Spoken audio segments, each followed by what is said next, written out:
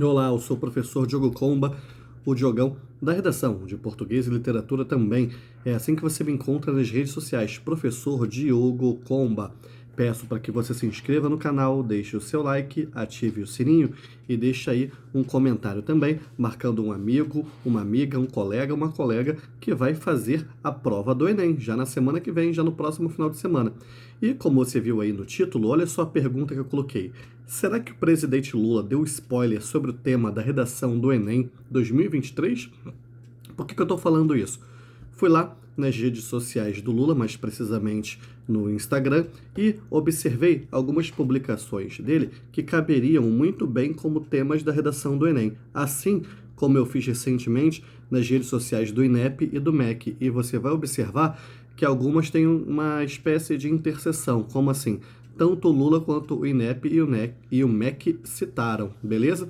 Primeira coisa que eu vi repetidas vezes lá na rede social do Lula, rede social que eu já citei. Acesso ao sistema de saúde. Ele fala, por exemplo, sobre levar médicos, sobre levar tratamentos de saúde para regiões mais afastadas, né? Regiões do Brasil que muitas vezes não recebem assim tanto o sistema de saúde, certo? Diante disso, você poderia ter como tema o acesso ao sistema de saúde como um desafio brasileiro. Eu acho que nunca caiu um tema parecido com esse.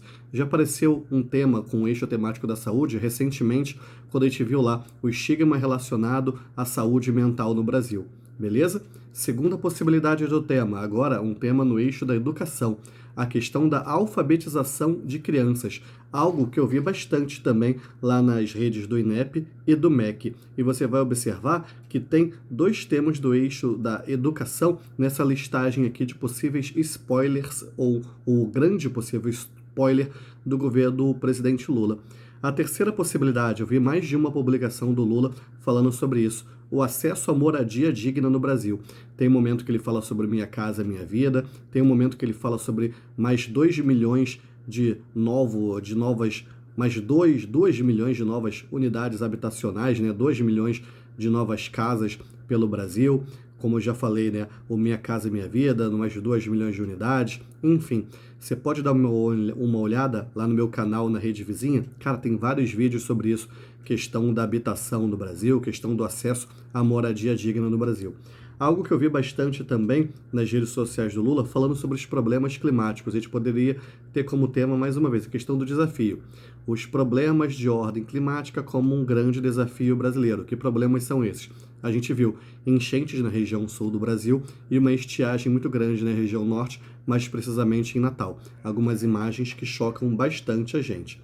Também vi bastante lá na rede social do Lula falando sobre alimentação, seja falando sobre o crédito ao pequeno agricultor, que muitas vezes é o principal fornecedor de alimentos, esse tomate, esse arroz, esse feijão, a batata, a cenoura que você vê na sua casa, e também sobre facilitar a chegada de alimentos à mesa do brasileiro, à mesa da brasileira, beleza? Questão da alimentação, olha só, imagina só isso. Caminhos para combater a carência alimentar no Brasil. Imagina só um tema de redação como esse.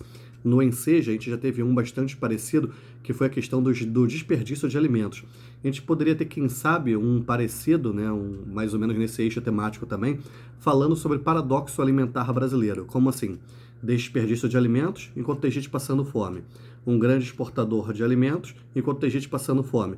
O aumento do índice de obesidade enquanto ainda tem gente passando fome. Beleza? Depois aqui, ó, algo que eu vi, tanto nas redes sociais do INEP e do MEC, quanto na rede social do Lula, a questão das escolas conectadas, certo?